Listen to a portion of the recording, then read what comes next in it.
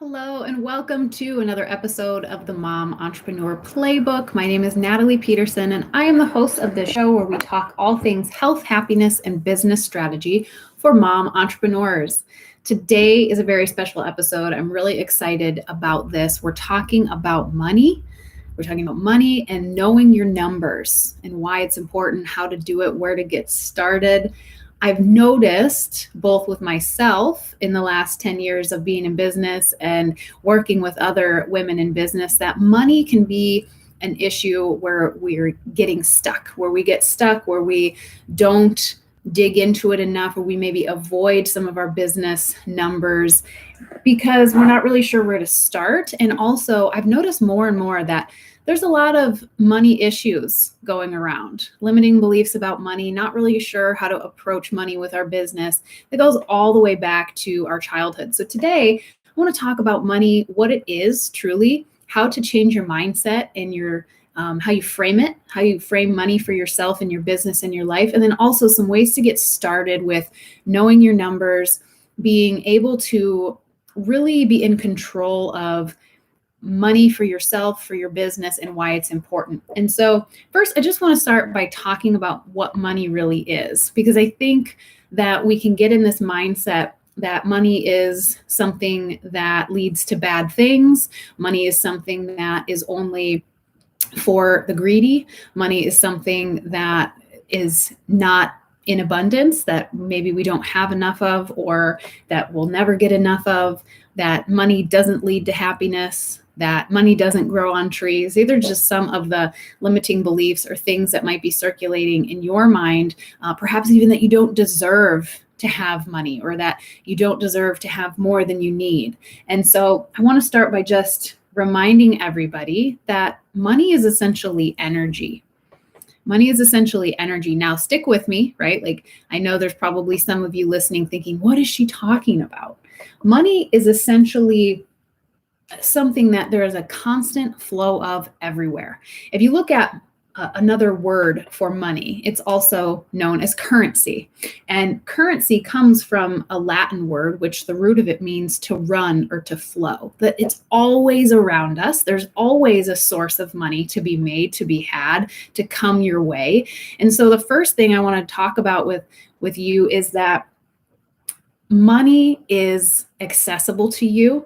It's all around you, that there's an abundant flow of it, that this mindset of affluence is one that you can achieve, and one that if you're able to embrace will bring more goodness into your life and into your business. Now, it isn't just about like the dollars that are to be had, although that's really important too. But I'm talking about an abundant life, an abundant business where you feel like you are supported, that you're able to give what you want to give, and that all those good things come back to you as well.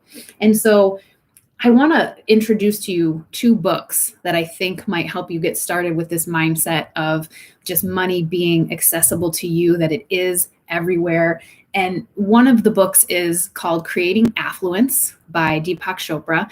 And the other one is The 7 Spiritual Laws of Success. Those two books have been fantastic for changing my mindset about money, and also starting to understand this idea of money being energy, that it's this constant flow. It's all around you. There's a quote in Creating Affluence where one spiritual teacher is talking about this big world peace project that he's trying to make happen. And someone in the room says, well, where is all this money going to come from? And he simply responds, wherever it is at the time. Wherever it is at the time. So you can probably think in your life about times when you weren't sure maybe how you were going to make it all work, or how you were going to pay a certain bill, or how you were going to make something happen in your business. But I'm willing to bet that there have been times when you needed it, it showed up. All of a sudden you got a client that you didn't know it was out there. All of a sudden you maybe received a bigger tax return than you were expecting, or you received a gift of money somewhere. It is out there, and you'll have quicker access to it if you're able to change some of your mindsets around money. And so we're going to talk about the more logistical and practical pieces of the business, of knowing your numbers and making sure that you're keeping track of your revenue and expenses, because that's really important in business. But I also want you to start to think about you and if you have any limiting beliefs around money, because I know I do, and I've been working on those for the last several years. And I can share with you that by working through some of those limiting beliefs, I've been able to change my mindset, change my mind. And with that, there has been more abundance. There has been more flow of money and wealth into our lives. And that's not just a one-way street.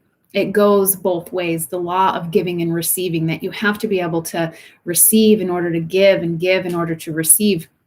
This constant flow, that if we start to hoard money or be afraid or worried, that it's almost like causes this this blockage in the flow of energy or money. Just the same as like we can't constrict our blood vessels. We need things to be constantly circulating. And I've realized that money is very similar. And so I want you to start to think about what limiting beliefs you may have around money and wealth. What are the things that you were taught at a young age, or what are the things that you tell yourself about making money, about spending money, and about living an abundant life? And so some of the things you may have been taught as a young child is just things like, well, money doesn't grow on trees, or money doesn't lead to happiness, or only really selfish or slimy or snake oil salesmen and women make enough money, or make the money that they want, that there's something wrong with the people that are rich or that have all that they need. Perhaps you were taught that money doesn't grow on trees, or you have to work really hard in order to make the money that you want. What were some of the things that you were taught? Now, you might be familiar with the book Rich Dad, Poor Dad. I read that a couple of years ago, and I would recommend you do the same. It's a great kind of place to get started in terms of understanding assets and understanding trading dollars for hours versus trading your time for some freedom and for assets and things like that in your life. So I would put that on your reading list if you haven't checked it out so far. But I want you to think about what your limiting beliefs might be around money, both making it and spending it. Because I think that especially in business, we get to this place where we need help. We know we need to invest in our business, but we get scared because that means spending of our resources. It means spending money that maybe we don't feel that we have to spend, or that it might be better to just do it by ourselves. It's cheaper that way, right? But I can tell you that every time I have invested in my business, every single time I've bet on myself, that investment has come back into my business at least twofold within 90 days. Within 90 days of me investing in myself, investing in my business, it has come back to me twofold or more. And this is coming from over the years, whether it's education, coaching, you name it. I've spent about $40,000 investing in myself and in my business because I know what it leads to. And so once you've started to think about what are some of your limiting beliefs around money, next I want you to do an exercise that I was given probably 3 years ago now. And it's a simple journal exercise where you think about if you were making the amount of money in your business and life that you wanted to, right? We all have this figure like, hey, life would be a lot easier for me, or if I got to this income point in my life, I would feel like I had made it, or I would feel like I could breathe a little easier, whatever that number is for you. I want you to think about, once you get to that place in your life, what are all the wonderful things you would do with that income? What would you do with that money? And I want you to list out 50 ways you would spend that money. And maybe not just on yourself. This is where the magic comes in realizing that once you get to this place where you're generating the income that you want, you're able to give more, right? You're able to, when you see something for somebody that you know that they would like, without thinking twice, you buy it for them and you send it to them. You're able to donate more to charities. You're able to feed your family the nutritious foods that you want. You're able to get massages for yourself or gift them to other people. You're able to invest in parts of your life that you value and that are important. Only you know what's important to you. Only you know what you would do with that money. But I love this exercise because if you do have a limiting belief around earning money that like, oh, money doesn't lead to happiness and money just leads to corruption or selfishness or any of that. The people that I know that are the most wealthy are the most generous people that I know in a lot of cases, because they're able to give. They're able to give back, whether it's in their communities or whether it's just generosity with their friends and family. I think you'll find that the things you'll start to do with the money are all the things that you kind of want to do now for people, but you maybe can't because it's not in the budget. And that's okay. That's okay that it's that way now. But this exercise was pretty game changing for me when I realized, whoa, if I started embracing the fact that I do want to generate a higher income for my family, I do want to have financial freedom and to be able to give to other people with that money, it kind of brought in a new dynamic that it's about this law, this universal law of giving and receiving, that you're able to be much more a part of that when you are earning what you need to earn. And so do that exercise. Take some time, set a timer for 10 or 20 minutes, list out those 50 things you would do once you hit that financial freedom number that you've got in your mind.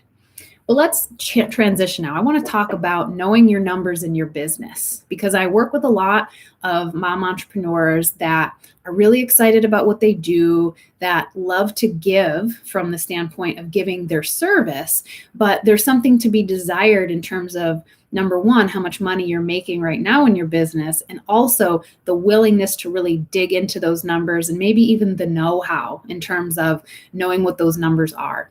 And so the first thing is just getting honest with yourself about what you want and need to make in a year. So have you thought about what is your income goal? And we all have levels of income goals, I think, right? Like we might set a first goal, like this is the marker I want to get to first. And then after that, I want to climb and climb and climb. And you may have a number in mind that's like, once I get to 250K, 500K a year, that's where I'll be pretty happy. And I don't know that I'll need to grow beyond that. Or maybe you will, I don't know. But the first thing is for you to set that income goal, and then you need to reverse engineer it. You need to work backwards from there to figure out, all right, if I want to make 50, 100, 200K a year, what do I need to sell in order to make that money? Because the goal is great. The goal is great to have. It puts something out there into the universe. It gets your mind focused on bringing that wealth and income to you. But that's only one part of the equation. The other parts are figuring out what you're going to sell in order to make that money. And so when you start to reverse engineer it, you need to think about the services that you're offering in your business and how much you're charging for them now. So you might be happy enough charging $50 an hour for your service, and you've got a couple of steady clients and things are in your mind going well, but I charge you now to do the math. Do the math of what it's going to take if you want to say earn, let's use easy numbers, $50,000 this year. If you want to earn $50,000, in order to make that money at $50 an hour, you have to serve 1,000 people or sell 1,000 of that $50 service. Okay, that's a lot. There's a lot of one-offs to sell. Okay, you can get there, absolutely, but you're going to be trading dollars for hours. Now you might think about, okay, well, how do I make this a little easier on myself? Maybe not have to sell quite so many units of whatever service that you're providing.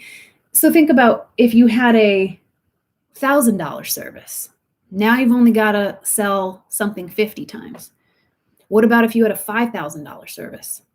Now you've got to sell 10 in the year, right? You're starting to see how this math starts to work.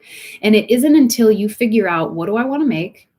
What am I selling? And how much am I charging, that you can figure out the very real number of, in order to get to where I want to go, this is how much I need to sell. And it's really important that you sit down and do this math, because you may realize that you're right on track. You might realize that you're ahead of the game, and maybe you want to set your goal a little bit higher. But I'm willing to bet there's some of you listening that might realize, okay, I need to figure out a different strategy. If I want to make 50 or 100K this year, but I'm charging $50 for my service, that's a lot of selling I've got to do. So maybe there's a different strategy I need to deploy, right? And so starting there, figuring out those numbers, you may start to think about what are some other services that you can offer. So keeping that $50 unit service, it's not like you want to get rid of it, but maybe there's some bigger packages that you can sell. Maybe there's some sales that you can make that can make a bigger dent in your income goal. And so once you figure out those numbers and you start to play around with the services and what you need to charge in order to get what you want to make, then you need to keep track of your revenue and expenses. Now, this might seem like a very low level no-brainer, but I know there are business owners out there that don't do a very good job of this. You have to be keeping track of both your revenue, so what's coming into the business, right? But also, what are you spending in order to run the business? And so you should have some sort of QuickBooks or online way of bookkeeping so that you're keeping track both for yourself to know your numbers, but also for tax purposes to know what's coming in and also what's going out so that you know your profit. Because that's another piece of it, right? Do you want to make $50 in revenue, or $50,000 in revenue, or are you looking for $50,000 in profit? Because that's another piece of the math that comes into play, right? That if you want to take home 50K, how much are you spending in your business right now? And how do you need to maybe raise the revenue goal? Okay, all these numbers are really important to know and to keep track of. So don't hide from this. It might seem overwhelming if you're listening and you're realizing you haven't been doing a very good job of this, or it's been something that you've been letting go for a little while. Don't let this overwhelm you. The first thing that you can do is just invest in the service, right? Like I use QuickBooks, the online service. It's really simple. My business is just me and then some extra help that I contract out. If you have a larger business, there might be a different product or program that you want to use, but QuickBooks takes care of it really, really well. And so don't hide from this. Do your bookkeeping every month. Make sure that things are adding up at the end of the month, that you're knowing where you're sitting. And then another side of things that I want to encourage you to do is to invest in your business. So if you're listening to this and you're thinking, wow, I need a lot of help. The numbers are not going to add up. I need to figure out how to charge more for what I do. I need to figure out how to package my program so that I can make this a viable business and have a service that can bring in the income that I want. I encourage you to invest in your business. I've got a couple of mom entrepreneurs I'm working with right now that have just decided to invest in the Mom Entrepreneur Playbook Business Foundations course because they're realizing like, hey, I got some great ideas, but I don't know that I'm ready to put this into practice by myself. That's what I did when I started my business. It took me a little longer than it should have to start investing in coaches, investing in courses to figure out how to market my business, package my business, how to sell. Okay, so we're talking numbers. Knowing how to sell is extremely important, and we'll do another episode on sales as well. There's a lot to talk about there, but invest in yourself, invest in your business, bet on you.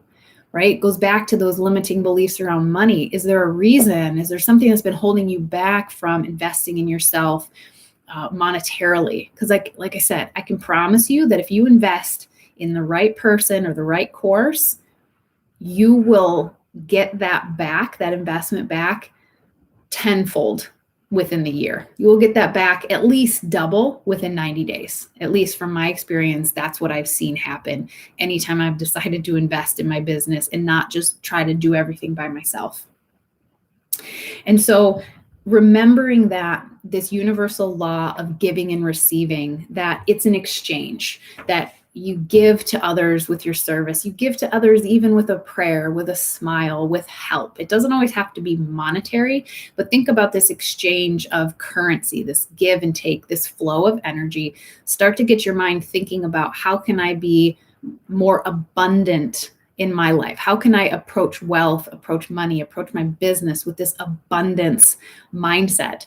And as I mentioned, there's several books that can help you do this. And this by no means is a comprehensive list, but starting out with a book like Rich Dad, Poor Dad, recommend you read it. It's a great one in terms of how you think about and approach money when it comes to your life, in terms of trading dollars for hours, acquiring assets, having programs and products and intellectual property that you can sell and make passive income from. It's huge. And if you're listening to this, you're likely an entrepreneur. And so you know the value of having intellectual property. But Rich Dad, Poor Dad, something to put on the list. There's another one by Jen Sincero. She wrote, "You Are a Badass." And then she followed it up with, "You are a badass at making money." And I would encourage you, if you realize like, yeah, I've got some limiting beliefs around money, I've got some things I need to work on, and I'm not really sure where to start, pick that book up, give it a read. It's a really quick read, a gentle read in terms of, focusing on the mindset stuff. She's got a lot of great stories and examples in there. That's You Are a Badass at Making Money. And then, of course, if you listen to me or you know me personally, then a lot of the spiritual side of things always is something that interests me. So especially the spiritual side of abundance, of the laws of the universe, things like that, in terms of manifesting what you want, setting intentions, visualizing, all these things are things that I believe in for my business. So if that speaks to you as well, pick up the two books. Number one, The 7 Spiritual Laws of Success, and Creating Affluence by Deepak Chopra. They're wonderful. They're quick little reads. Read them again and again because there's a lot to unpack in each chapter of those books. But you'll get a little bit deeper on the things I'm talking about in terms of money being energy and there being a constant flow of affluence and wealth in your life. And whatever you do, just start to pay attention. Start to pay attention to your numbers. And before you do anything else, take out that piece of paper, start your list. Start your list of, once I hit the income that I want to hit, here's all the things that I would do with that money. Here's all the ways it would help my family, help my friends, help my business, so that you can start to see that if you do have limiting beliefs around money, you can start to see that you don't have to equate being wealthy or making the money you want to make with something that's negative, right? A lot of this comes from early in our lives or maybe how we were raised, and none of it is wrong or bad or anything like that. But I want to help you start to break through any of those barriers so that you can get to where you want to be and have the financial freedom that I know so many of us are after in life. So I hope you enjoyed this episode talking about money. I'm sure we'll have more discussions about this because I believe this is an important topic for so many. Next week, I'm going to talk a little more about sales. I want to talk about filling your sales funnel, because sales is not a one-time transaction. Sales, depending on the business that you're in, there can be sales cycles that last up to a year or 18 months sometimes. So we have to know how to fill our sales funnel. We have to know how to bring in prospects, and then of course, how to close those prospects that we have. So next week, we'll talk a little bit about sales. I think these conversations about money and sales, we're going to have them more than once. So if you have any questions, if you have a topic that you want me to cover in this podcast, whether it's health, happiness, or business strategy related, you can email the show at momentrepreneurplaybook@gmail.com. Also, I'd like to request that if you're listening now and you like this podcast, you give us a 5-star rating and drop a review down below. The reviews are super important in the algorithm in iTunes and on Spotify. So I appreciate you listening. Leave us that review, and I will be back next week to talk sales. Thank you so much for listening. This has been the Mom Entrepreneur Playbook.